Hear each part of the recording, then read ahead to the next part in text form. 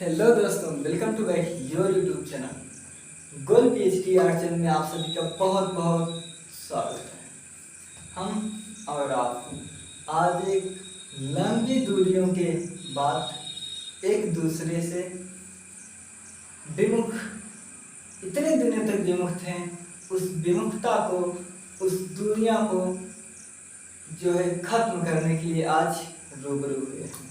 तो चलिए आज हम और आप ऐसे 20वीं सदी के ऐसे कला आंदोलन के विषय में चर्चा करेंगे जो पूरे कला जगत में उथल पुथल मचा कर रख दिया था। बिल्कुल उसी का नाम है दादावाद। इंग्लिश में इसी को जो है दादाइज्म कहते हैं। ठीक है, अब एक बात सुन लीजिए बहुत अच्छे से। हम लोग देखो, हम लोगों की उम्र अभी 20-25 साल होगी।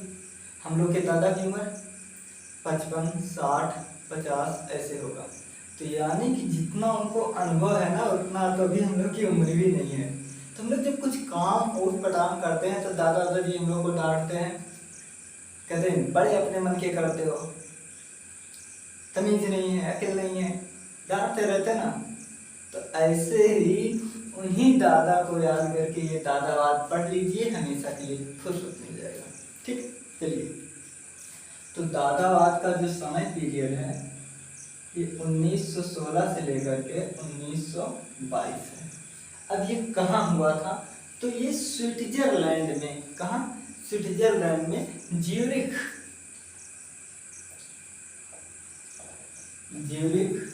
ये कहाँ है? ये है स्विट्जरलैंड।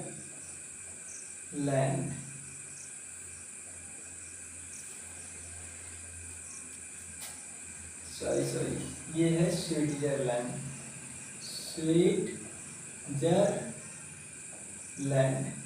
ठीक है, स्विट्जरलैंड के अंतर्गत ज्यूरिख नामक स्थान पर हुआ था। अब हम और आप इसे समझ लेते हैं। देखिए कि इसका नामकरण कैसे हुआ, बताओ इसका नामकरण कैसे हुआ, ये हम और आप लोग जो है समझ लेते हैं कि इसका नामकरण कैसे हुआ। देखिए नामकरण कैसे हुआ तो मैं बता दूं।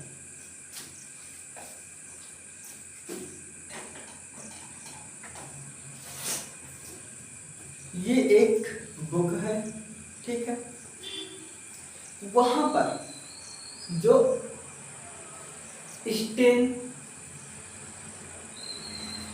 देखिए ये दादावाद शब्द किसने दिया, पहले मैं इसे लिख लूं फिर बता दूं। ठीक है, दादावाद शब्द किसने दिया था? तो ट्रिस्टन जारा। ठीक है, ये है ट्रिस्टन जारा ने दिया था दादावाद शब्द। अब देखिए दादावाद शब्द कैसे दिया था हम ये आपको बता दें। इन लोगों ने एक बुक लिया और एक चाकू लिया। सपोज दैट ये चाकू है, चाकू जैसा ये बिल्कुल ठीक है। इन लोगों ने वहां की एक जो वो शब्दकोश जिसे कहते हैं, इंग्लिश में डिक्शनरी कहते हैं, उसी में इन लोगों ने चाकू से ऐसे किया और फिर पलट दिया। फिर जो शब्द यहाँ देखिए, यहाँ तो मेरे में एलोरा लिखा है ना, तो वहां पर डिक्शनरी आप देखे होंगे जैसे ए से शुरू होता, बी से, सी डी से, तो ऐसे जो शब्द यहाँ पर शुरू हुआ था वो शब्द दादा, क्या दादा शब्द लिखा था।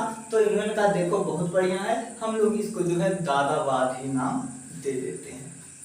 अब इसके बाद घोषणा कब हुआ?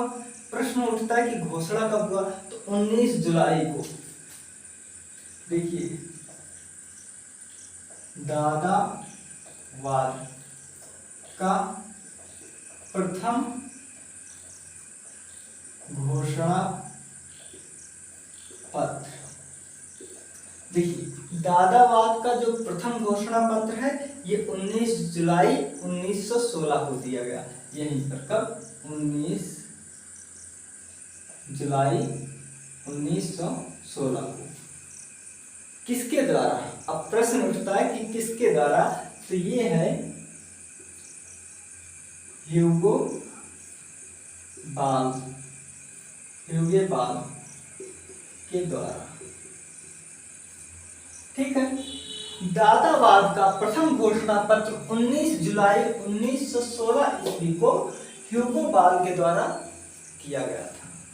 अब प्रश्न उठता है कि दूसरा कब हुआ था। देखिए, अगर ये प्रथम, अगर ऐसे दिया जाता दादावाद का घोषणा पत्र, तब तो सिंपल सी बात है भाई, ये घोषणा पत्र दिया गया होगा। लेकिन अगर ये प्रथम बोल रहा है तो इसका मतलब दूसरा भी हुआ होगा। अगर कोई ये कहता है कि आपका लड़का कहाँ है, तो सिंपल सी बात है, हो सकता है कि एक ही लड़का हो। लेकिन अगर कोई ये पूछता है कि आपका बड़ा लड़का कहाँ है या आपका पहला लड़का कहाँ है, तो इसका मतलब उसके बाद भी कोई छोटा भाई उसकी होगा। इसी तरह अगर ये कह रहा है दादावाद का प्रथम घोषणा पत्र, तो इसका मतलब दूसरा घोषणा पत्र भी पारित हुआ होगा। ठीक है। तो देखिए, यहाँ है द्वितीय घोषणा पत्र। ठीक है। देखिए, द्वितीय घोषणा पत्र यह 1917 को पारित हुआ। ठीक है, ये तो हो गया। इसके बाद जो है 1918 को, कब? 1918 को ये प्रकाशित हुआ। क्या हुआ? प्रकाशित हुआ। ये जो घोषणा पत्र प्रकाशित हुआ, क्या घोषणा पत्र, ठीक है, ये जो घोषणा पत्र था ये जो है प्रकाशित हुआ। अब इसके जो कलाकार हैं, अजीब ही कलाकार हैं, बिल्कुल इसके अजीब ही कलाकार हैं। अब देखिए, हम यहाँ लिख लेते हैं प्रणेता दादावाद के, चाहे हम प्रणेता कहो या चाहे इनको जनक मान लो। ठीक है।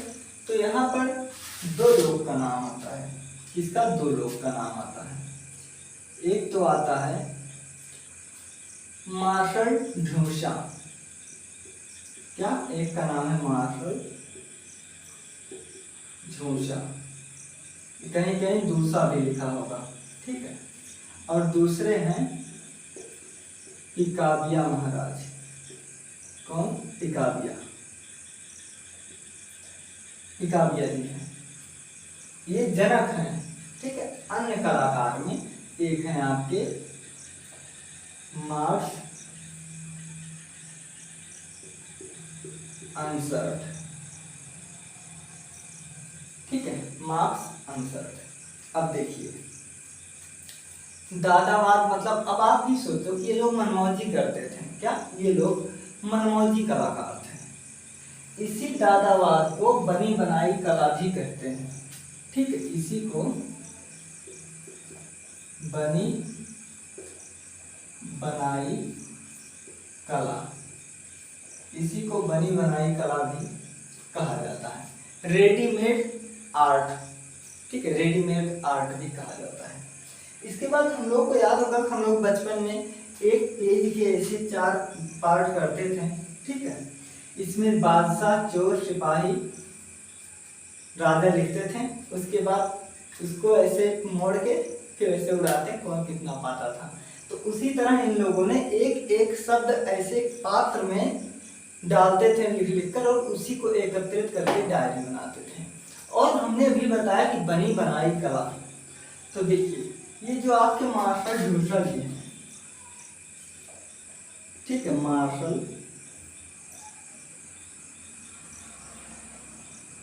झूसा साहब।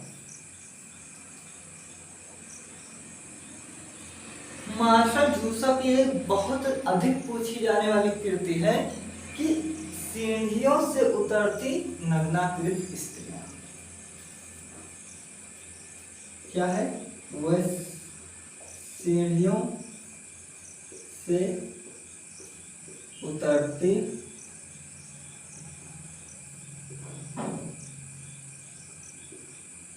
नग्नाकृत स्त्री।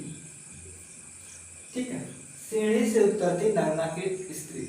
इसके बाद हमने बताया कि बनी बनाई कला है, जो मूत्रपात होता है, ठीक है, जो जिसमें पेशाब किया जाता है, ठीक है, उसको ये लेकर आए और रख दिए और नाम लिख दिए मार्शल जूस, मूत्र पात, ठीक है। इसके बाद है इनकी रचना जो है वो है बाइस्किल,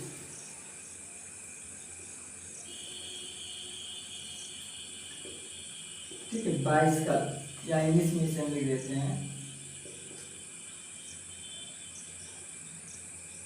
ठीक है। बाइस्कल मतलब वो पहिया, ठीक है, या इसे व्हील कहते हैं, व्हील या साइकिल का पहिया, ठीक है, या साइकिल का पहिया। ये तो है क्या, ये तो है। इसी के साथ ही साथ क्या, इसी के साथ ही साथ आपके ये जो पिकाबिया महाराज हैं, ठीक है, कौन, पिकाबिया, पिकाबिया महाराज और बड़े कलाकार, ये एक टीन का बंदर, क्या, टीने का बंदर, एक टीने पर बंदर, ठीक है, एक टीने पर बंदर, ठीक है, को चौखट पर रख दिया, ठीक है, रख दिया और नाम दिया, नाम दिया, क्या नाम दिया, नाम दिया सेजान का पोर्ट्रेट, ठीक है, नाम दिया सेजान का पोर्ट्रेट। अब ये सेजान कौन है, तो ये उत्तर प्रभाववादी कलाकार हैं, सेजान, वांग गॉन्ग और गाविन महोदय, 3 लोग हैं। तो ऐसे ही कलाकृतियों को करते करते इन लोगों ने किया। इसी के साथ एक बहुत ही अच्छा निबंध लिखे थे जिसका नाम है द इम्पोर्टेंस ऑफ बीइंग दादा, निबंध, ठीक है, निबंध लिखा गया जिसका नाम है ठीक है, इसका द इम्पोर्टेंस,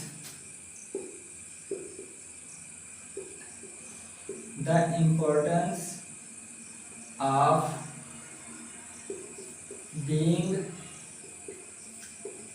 दादा। अब इसको किसने लिखा, ये भी तो बात होती है कि ठीक है भाई, लेकिन इसको लिखा किसने, तो इसको जो लिखे एक कवि थे जिसका नाम है मार्शडेन, कवि का नाम है मार्शडेन, ठीक है, क्या नाम है, मार्शडेन हार्टले, हार्टले, मार्शडेन हार्टले। इन्होंने द इम्पोर्टेंस, ठीक है, इम्पोर्टेंस ऑफ बीइंग दादा नाम दिया। तो यही है दादावाद। अब एक बात जान लीजिए कि यहाँ के जो कलाकार थे ना, ठीक है, हमने क्या बताया कि ये मनमानी करते थे। क्या हुआ, जब विश्व युद्ध हुआ तो उसके बाद उन्होंने कहा हम भैया देवी देवता को बिल्कुल ना मानो, देवी देवता का पूजा पाठ की क्या फायदा अगर वो मुझे बचा नहीं सकते, इतने बड़े विश्व युद्ध में इतना हानि हुआ, क्षतिग्रस्तता हुई, तो हम भैया भगवान को नहीं मानेंगे। तो ये लोग ऊट पटांग काम करते थे। तो ये था दादावाद के कलाकार हैं मार्शल जूसा, पिकाबिया और मार्क्स एंसर्ट। एक बार हम लोग पुनः रिवीजन कर लेते हैं। दादावाद जिसे इंग्लिश में दादिज्म कहा जाता है, इसकी शुरुआत कहाँ हुआ था, ज्यूरिख में। ज्यूरिख कहाँ है, स्विट्जरलैंड में है। 1916 से लेकर 1922 के मध्य दादावाद चला था। दादावाद को दादावाद नाम किसने दिया था, तो वो आपके दिए थे ट्रिस्टन जारा जी ने। किसने दादावाद शब्द दिया था, ट्रिस्टन जारा जी ने, ठीक है। प्रथम घोषणा पत्र 19 जुलाई 1916 ईस्वी को किसके द्वारा हुआ था? तो ये हुआ था ह्यूगो बाल। क्या? ह्यूगो बाल के द्वारा। द्वितीय घोषणा पत्र 1917 ईस्वी को हुआ था और ये दोनों ये प्रकाशित कब हुआ था? तो ये 1918 में प्रकाशित हुआ था द्वितीय वाला घोषणा पत्र। ठीक है। अब दादावाद के जनक या दादावाद के प्रणेता में दो लोग का नाम आता है। एक आता है मार्शल ज्यूसर का, दूसरा है पिकारिया महाराज का। साथ ही साथ मैक्स एंसर्ट भी एक बहुत ही प्रसिद्ध कलाकारों में से एक है। अब ये जो मार्शल ज्यूसर साहब हैं, ये इनकी रचना है सीढ़ियों से उतरती नंगा की तिस्तियां, जो बहुत पूछी गई है, बहुत पूछी गई है। साथ ही मूत्र पात्र इनकी एक रचना है और एक है व्हीलर। ऐसे हाँ, और एक बात और, इन्होंने जो है मोनालिसा के चेहरे पर मूंछ बनाए थे। ठीक है, ये नोट में कर लेना भाई साहब, ये नोट है। ये मोनालिसा के चेहरे पर मूंछ बनाए थे। ये कुछ तथ्य है दादावाद के विषय में। बाकी हम और आप मिलते हैं अगले वीडियो में। आप लोग अपना ख्याल रखना।